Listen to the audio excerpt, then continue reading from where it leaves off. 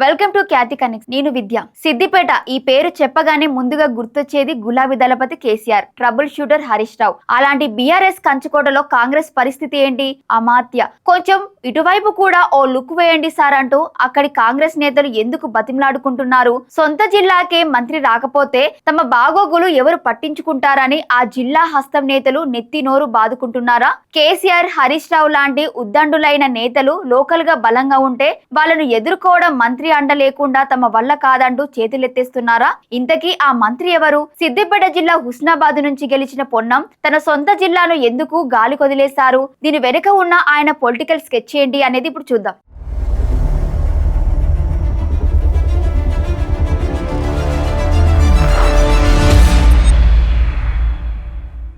మంత్రి పొన్నం ప్రభాకర్ ఎమ్మెల్యేగా గెలిచింది సిద్దిపేట జిల్లా హుస్నాబాద్ నుంచి అయినా ఆయన మనసు మాత్రం మొత్తం పాత కరీంనగర్ జిల్లా పైనే ఉందనేది ఇప్పుడు ఓపెన్ సీక్రెట్. గత కొన్నాళ్లుగా సిద్దిపేట జిల్లా వైపు పొన్నం కన్నెత్తి చూడటం కూడా మానేశారని లోకల్ టాక్. వాస్తవానికి సిద్దిపేట జిల్లాలో ఉన్న మొత్తం 4 అసెంబ్లీ నియోజకవర్గాల్లో కాంగ్రెస్ పార్టీ నుంచి గెలిచిన ఏకైక ఎమ్మెల్యే ఆయనే. అయినా సరే గత కొంతకాలంగా జిల్లాలోని మిగిలిన నియోజకవర్గాల్లో పొన్నం పర్యటించడమే మానేశారని సమాచారం. దీంతో ఆయా నియోజకవర్గాల్లోని కాంగ్రెస్ లీడర్లకు, క్యాడర్ కు ఇబ్బందులు తప్పడం లేదు. మంత్రిగా బాధ్యతలు చేపట్టిన మొదట్లో పొన్నం ప్రభాకర్ సిద్దిపేట జిల్లాలో సుడిగాలి పర్యటనలు చేశారు. అభివృద్ధి కార్యక్రమంలో చురుకుగా పాల్గొన్నారు. సిద్దిపేట నియోజకవర్గంలో అయితే మార్నింగ్ వాక్ పేరుతో స్థానికులను కలుస్తూ సమస్యలు తెలుసుకుంటూ వాటిని పరిష్కరించే ప్రయత్నం కూడా చేశారు. అలా కొన్నాళ్ల పాటు సిద్దిపేటపై స్పెషల్ ఫోకస్ పెట్టిన పొన్నం ఆ తర్వాత మెల్లమెల్లగా హుస్నాబాద్ నియోజకవర్గానికే పరిమితమైపోయారు. దాదాపుగా 2 ఏళ్ల నుంచి ఆయన సిద్దిపేట జిల్లా వైపు చూడడమే మానేశారని కాంగ్రెస్ వర్గాల్లో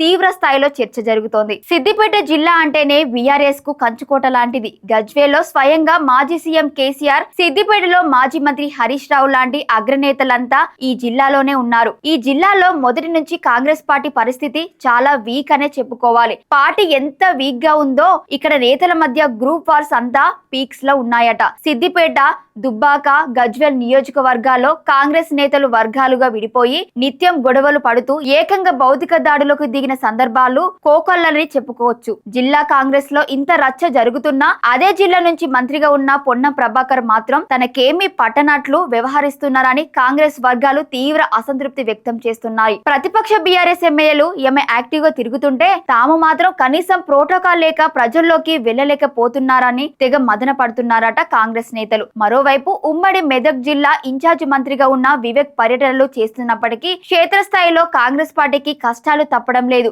అసలు పొన్నం ప్రభాకర్ సిద్దిపేటను లైట్ తీసుకోవడానికి ప్రధాన కారణం అక్కడి నేతల గ్రూప్ తగాదాలే అని కూడా ఒక వాదన వినిపిస్తోంది. 1-2 సార్లు వారికి సర్ది చెప్పిన మార్పు రాకపోవడంతోనే పొన్నం సిద్దిపేటకు గుడ్ బై చెప్పారని టాక్. అయితే దీని వెనుక మరో బలమైన కారణం కూడా ఉందట. అదే కరీంనగర్ సెంటిమెంట్. ప్రస్తుతం పొన్నం ప్రాతినిధ్యం వహిస్తున్న హుస్నాబాద్ నియోజకవర్గం గతంలో ఉమ్మడి కరీంనగర్ జిల్లాలో ఉండేది. జిల్లాల పునర్విభజనలో అది కాస్త సిద్దిపేట జిల్లాలో కలిసింది. అసలు సిద్దిపేట జిల్లాలో హుస్నాబాద్ ఉండటం పొన్నంకి ఏమాత్రం ఇష్టం లేదట. హుస్నాబాద్ ను బలవంతంగా సిద్దిపేటలో కలిపారని, అది కరీంనగర్ జిల్లాలోనే ఉండాలనేది ప్రజల ఆకాంక్ష అని మంత్రి పలుమార్లు బహిరంగంగానే చెప్పారు. రాజకీయంగా కరీంనగర్ లో ఎదిగిన పొన్నం తన దృష్టి మొత్తం కరీంనగర్ పైనే పెట్టారని సమాచారం. చూసారుగా సిద్దిపేట జిల్లాలో కాంగ్రెస్ పార్టీ ఎదుర్కొంటున్న మెగా క్రైసిస్.